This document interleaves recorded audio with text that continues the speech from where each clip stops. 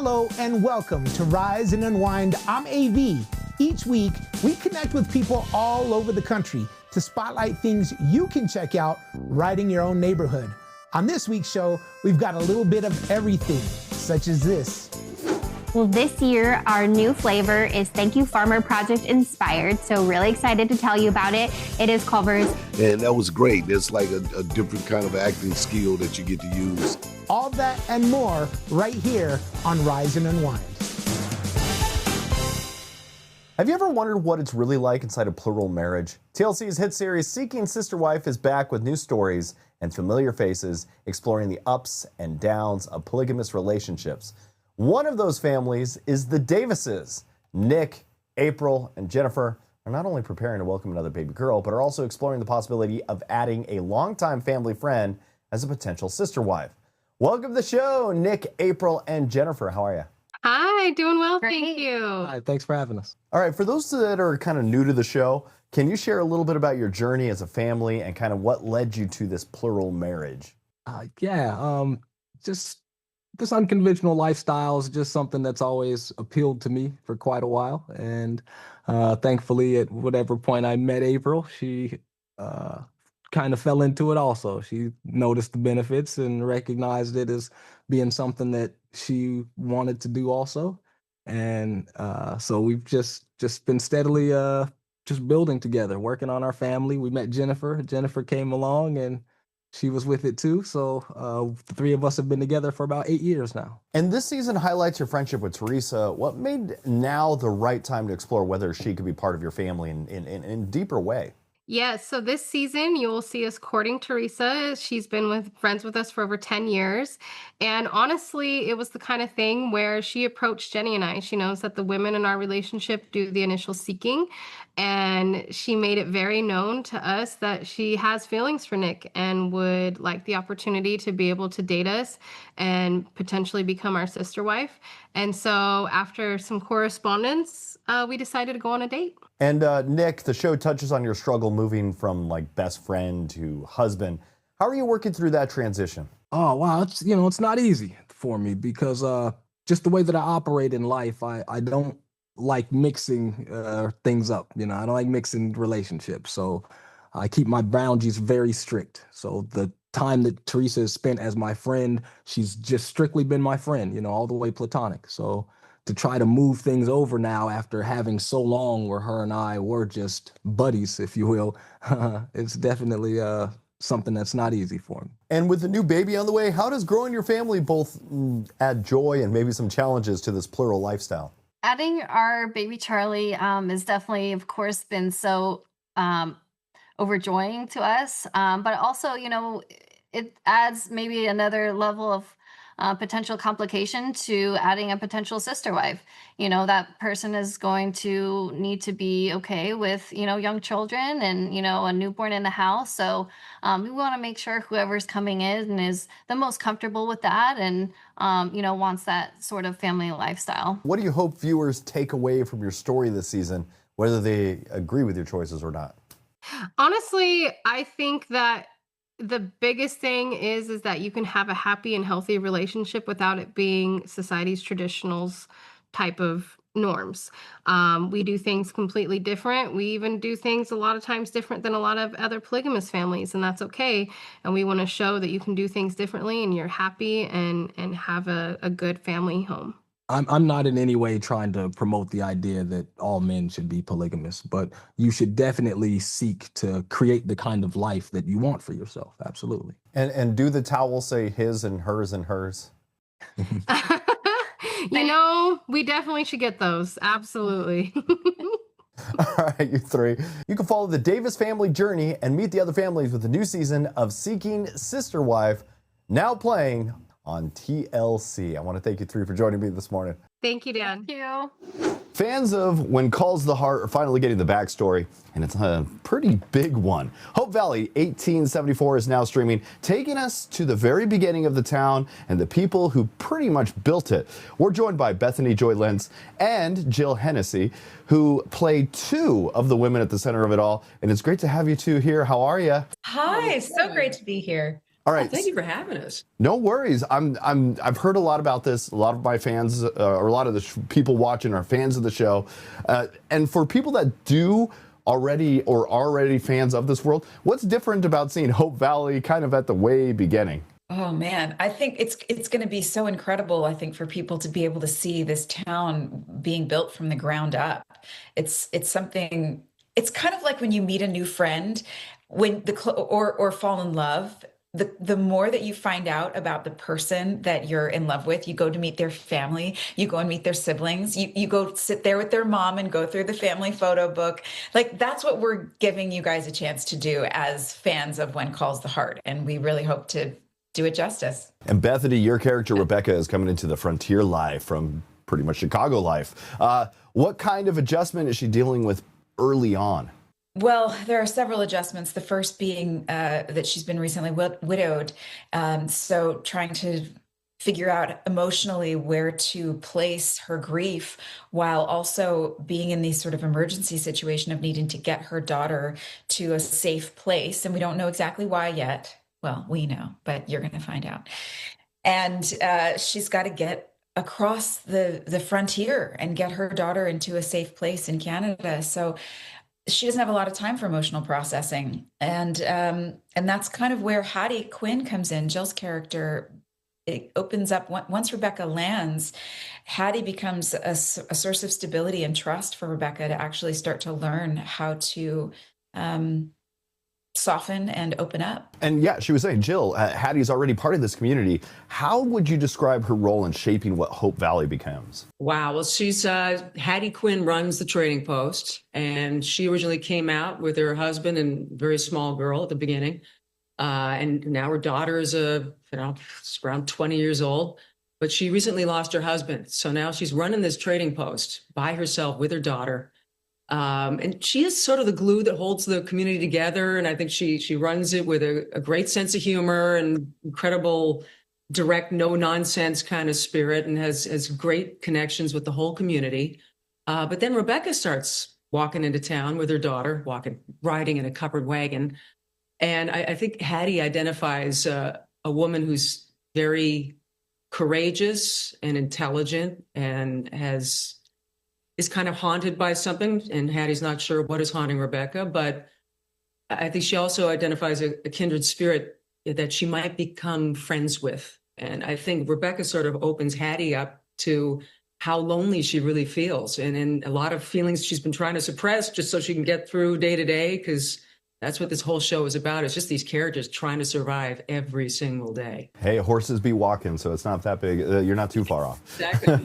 All right, when people start watching now, what do you think is going to be like getting them hooked and keep them coming back each and every week? The characters.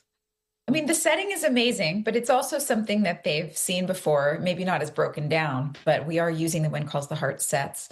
There are a few locations that will be new for When Calls fans. And for people who haven't watched When Calls the Heart, you don't need to. You can still jump right in and you won't miss a beat. But I would say the relationships of who the characters are there's something for everyone. Hey, I want to thank you two for joining me today. Hope Valley 1874 is streaming now on Hallmark Plus with new episodes dropping every Thursday. You can jump in anytime to catch up. Thank you two for joining me today.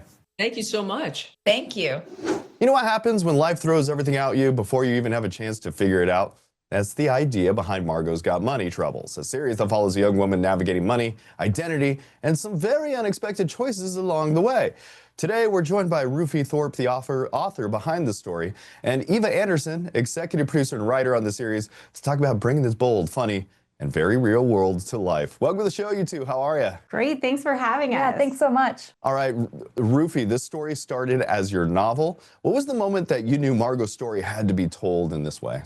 Well, I think the whole book really began to come together. I'd had this idea for a character who was both a mother and an OnlyFans model. But when I brought in her father, who is an ex-pro wrestler, that's when the draft really started to come alive, was watching the two of them together. So, Eva, when you came on to help adapt it, what stood out to you about Margo as a character? I mean, Margo's such an interesting character in Ruthie's book.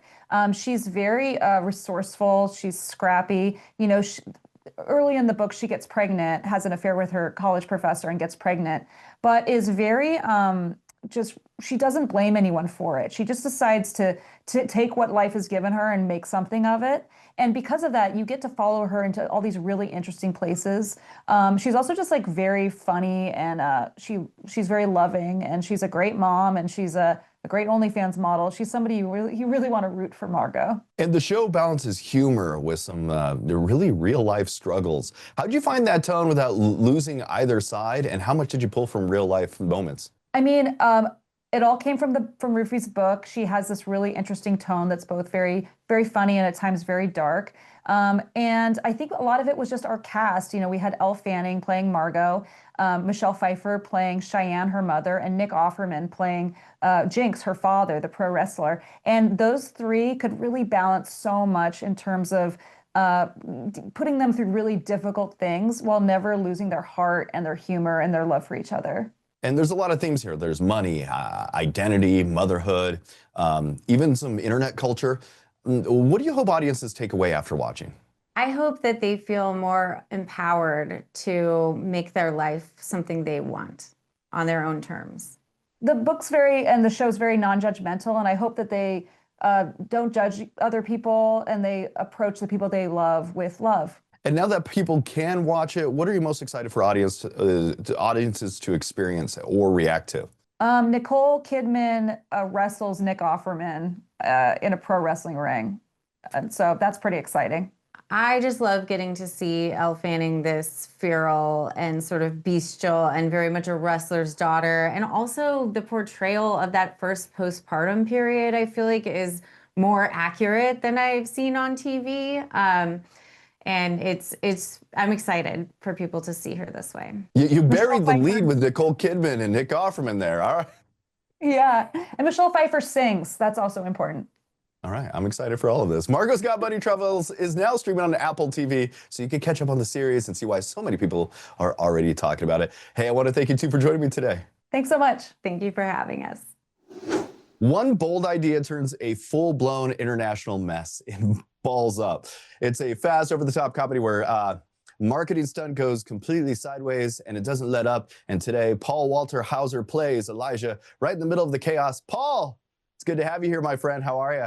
Good to be here, man. Thank you for having me. Yeah, this movie, some people might find it far-fetched. You know, Wahlberg and I play two guys who are kind of, co-workers, but also arch nemesises, as it were, if that's a word, nemesises. But we end up at this World Cup game, Brazil versus Argentina, and we ruin the World Cup, and the entire nation of Brazil is after us. So it may seem far-fetched, but, sports fanatics are pretty tribalistic.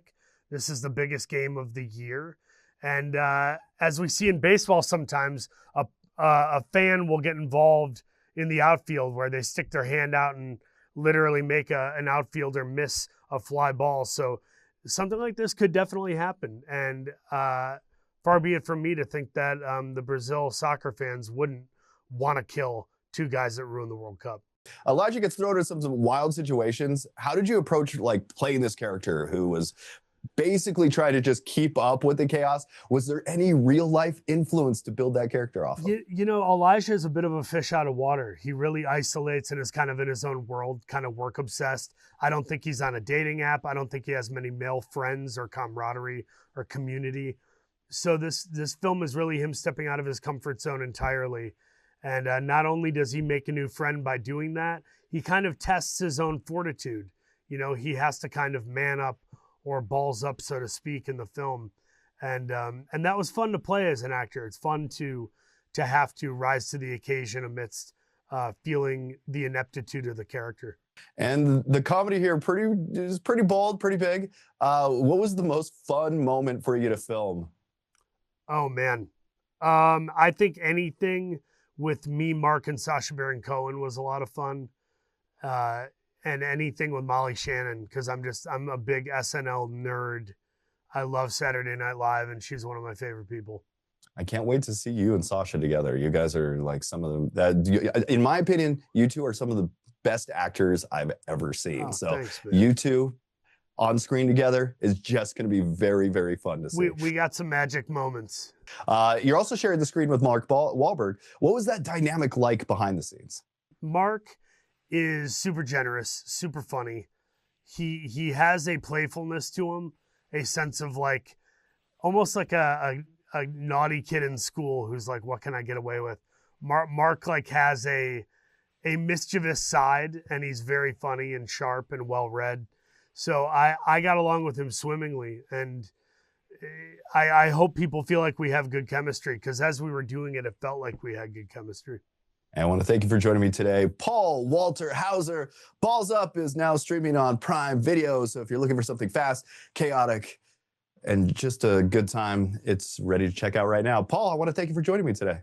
Thank you, Dan. Imagine waking up in somebody else's body and it's your worst enemy. Swapped follows a tiny woodland creature and a majestic bird who suddenly switch bodies and are forced to work together to survive. It's a fun, fast-moving story, but underneath it all, it really is about empathy, family, and seeing life from a different perspective. The film features a big cast, including Michael B. Jordan and Cedric the Entertainer, who plays a father at the center of it all. Cedric the Entertainer is here with us now. Welcome to the show, my friend. How are you? All right, good, brother. How you doing, man? I'm doing great. The story behind this blends comedy with a real message about empathy. What stood out to you when you first read this script? You know, I mean, I really love the idea of this, you know, father-son kind of relationship. The son is kind of stretching out, trying to, you know, experiment and find a new way in life, and his father that's trying to hold on to the traditions in which we kind of lived by, and those things that he felt make them safe and that he would do as a father. And I think that, you know, generationally, you know, my real life is dealing with that. My son is that 25-year-old with bigger ideas than I had at 25, and the guts to go and try them sometimes. So you're like, whoa, I don't know if you can do that, right? And so I think that's what I really resonated with me, is this idea that the generations after you always push the line a little bit further down the street. And the whole idea is about literally seeing life from somebody else's point of view. What do you think audiences will take home from that? No, I think it's going, you know, it's very poignant to the times that we live in, for all of us to be able to kind of embrace what it would be like to be in someone else's shoes, to be in their particular circumstance, and understand that if I just had an opportunity to see it from that POV, I could be more tolerant, I could be cooler, I could be, you know, more accepting of differences. And I think that that's really important, that, you know, that the youth see this. Of course, that's the energy that, you know, the animated movies are about, but the adults who take them to the movies will see it in their own adult way. These kind of themes that I think will allow for a great message, but a great moment of entertainment. And when this project came your way, what was it about Swap that stood out to you? I mean, really, I like the storyline of, you know, again, of who this father was. I wanted to, you know, we were expecting to be delivering a lot more comedy, but once I realized it was like, you know, a kind of a sincere, discerning role, that was even greater. It was an opportunity to do something that was a little different than what I normally do. So, but, you know, I love, you know, playing these father characters, but this one was like, again, you understood that the comedy relief was going to come from somewhere else, and I was there to kind of help support the story, and that was great. There's like a different kind of acting skill that you get to use when you know, you kind of like make sure that you're the person that's carrying the plot and keeping the story alive itself. And being part of a cast like this with voices like Michael B. Jordan and Juno Temple, what was that experience like for you? I mean, again, another exciting part to do it. I mean, of course, Michael B. Jordan, this was, even when we started doing this, was pre the hype of Sinners. So we had no idea he was going to become an Oscar winner and all these things. So, but you know, but he was just, you know, a great talent, one that you knew had great potential of being a superstar. And of course, Juno is fun. I love Ted Lasso and her roles, and then Tracy Morgan's one of my great friends. And so, you know, I was just looking forward to having a good time while all being on the same project. All right, Cedric, thanks for joining us today. You can catch Swapped on Netflix right now. Definitely a fun one to throw on this weekend. Thank you for joining us once again, Cedric. Thank you. I'll holler. Now, your car made it through winter, but it might not be in great shape. all the cold salt road where it adds up fast. And April is National Car Care Month, so it's a great time to give it a reset. And Brian Moody is here with what you should be doing right now. Thank you so much for joining us, Brian. Yes, thanks for having me, and you're exactly right. Car Care Month comes at a time when the winter is almost past, and we're looking to spring and summer for maybe family road trips. And it's important to remember that all of the winter stuff, the sleet and the snow and the ice and the salt from the roads, all that takes a toll on the soft bits of your car.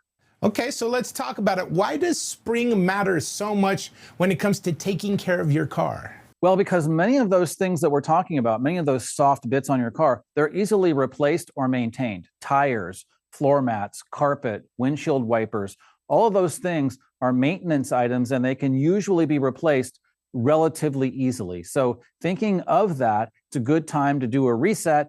And also, who wants to drive a car into the spring and summer where it has all the winter stuff in it? You know, like the windows are always up, it's kind of dank inside and you have dirt. You want to get rid of all that and it's kind of a fresh start. Well, I mean, it sounds like spring cleaning to me. And so for those of us that are not really car people, I'll raise my hand for it.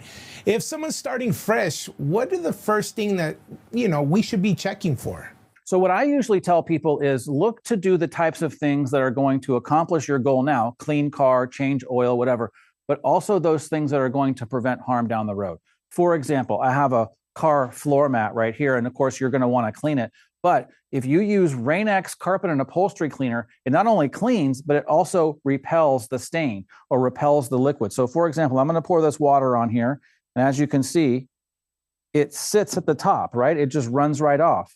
And that makes it easier to clean because you just do this and now it's gone. It didn't soak in. And this not only cleans it for the moment, but the repellent part of it prevents future harm. It prevents the stain from setting in and keeps your car looking fresh and clean longer. Who hasn't made that accidental spill of coffee or sodas inside of their car? So what's something that people can do on their own? Because we're always trying to save a little bit of money here and there. And what should we leave to the pros? So I think anything where you have to like raise your car or that kind of thing, leave it to the pros. Tire changes, tire rotation, do that for the pros. Anything that requires a special tool like the check engine light, leave that to the pros. Some people feel comfortable changing their own oil.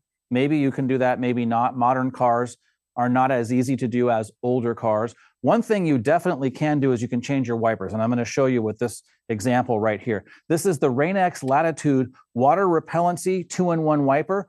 And what it does is it clears water off the windshield, of course, like all wipers do, but it actually applies the magic of Rain-X to the windshield as you're driving to prevent things from sticking or building up and prevent streaking. So let me show you just how easy that is. This is the piece that you would purchase. This is what you buy. There's a little door right here. It flips open. This is a part on the car. So you take this and you just slide it in right here. It clicks, you close that door, and that's it. You just replaced a wiper. That's one. So multiply that by 2, and that's how long it takes. So that kind of stuff you can definitely do yourself. Yeah, the wipers have gotten a lot easier, which is such a relief because you don't have to sit there and try and figure that puzzle out. Yes. Well, with tax season just hitting, some people got some extra money in the bank, and some people are thinking about restarting, including their car. What helps make most of this, like how can we get the most value for our vehicle? Right, so think about it this way. If you're trading your car in or you're going to sell it, one thing that's going to make it worth more is to have the car be clean. Take all of your stuff out. I'm sure you've seen pictures of cars on Facebook Marketplace or other listing sites where they didn't even bother to take out, the food wrapper from yesterday. That's not going to help you sell the car. By using some of these products that we talked about, like the carpet and upholstery cleaner from Rain-X, you're going to have a cleaner looking car, and you're probably going to be driving your car while you're trying to sell it, so it will prevent future spills. Take your own personal things out of the car. Nobody wants to see your concert tickets from 10 years ago or your vacation, little air freshener that you got in Hawaii. That leads people to think of themselves as driving your car. Take all that stuff out and they'll picture themselves driving their new car. Plus, keeping it clean gives that prospective buyer the idea, oh, this car was well cared for. This is one I probably want to buy and might even pay more for. I love all of that information. Where can people go to get more tips and kind of take a look back at all the information you gave to us? For more information, you can go to rainx.com and you can enter your year, make, and model and find the exact right wiper for you for this spring driving season. And you can also find lots of other products we talked about right there on rainx.com. Brian Moody, thank you for keeping us in the know, and you have a good day. Thank you. Ever wonder where the next generation of farmers is coming from? Programs like FFA are helping train future ag leaders. And there's a simple way people can support that right now. Alison Demmer is here with Culver's and works closely with their Thank You Farmer project. It's good to see you, Alison. Thanks for having me. So tell us about Scoops of Thanks Day and how people here can get involved. Scoops of Thanks Day is happening on Thursday, May 7th. So you can head out to your local Culver's restaurant. And when you donate $1, you'll receive a scoop of fresh frozen custard and your choice of vanilla, chocolate, or our 1 day only flavor of the day, Blue Barn Brownie. Now you've raised more than $1 million since this started. Where does that money actually go and who does it help? When you support Scoops of Thanks Day, you're actually supporting local agricultural education programs in your community. So organizations like FFA, supporting the next generation of leaders in agriculture, ensuring that they have the skills they need for hands-on learning and more. So please elaborate on why supporting local FFA chapters is so important right now. Well, we know that the next generation of leaders in agriculture will be really imperative to ensuring that we have a food supply for generations to come. So when you can support local FFA through programs like Scoops of Thanks Day as a part of Culver's Thank You Farmer project, you're really making a difference in being able to ensure agriculture's future is bright. I got to be honest with you, this is the highlight of the interview and my day because I've been waiting to find out what future Scoops of Thanks Day flavor is happening this year. Well, this year, our new flavor is Thank You Farmer Project inspired. So really excited to tell you about it. It is Culver's vanilla fresh frozen custard swirled with caramel and fudge and topped with ooey gooey brownie pieces. Blue Barn Brownie, it's delightful. You needed to go out and try it yourself. Awesome. Now you've worked directly on this project, and what does it mean to you personally?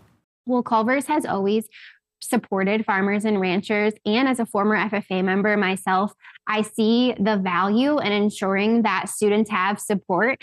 And the program supports those local FFA chapters. So you know that when you're going into your local restaurant, you're helping those local members in your community. And that really warms my heart, but also it's just so great to see our guests making a difference in their local. That's awesome. Now, where can people go to learn more or participate? If you'd like to learn more, you can head to culvers.com or, of course, go to your local restaurant on Thursday, May 7th for Scoops of Thanks Day to support. Alison, don't eat all of that ice cream before it gets out to the public, and thank you so much for joining us. Thank you. That's it for this week's Rise Unwind. I'm AV. Thanks so much for hanging out with us. If you want to keep up with the show, then you can find us on social media. Just search Rise Unwind on IG or Facebook. We've also got YouTube at Rise Unwind. You can find everything in one place at riseunwindtv.com. Thanks again for watching, and we'll talk at you soon.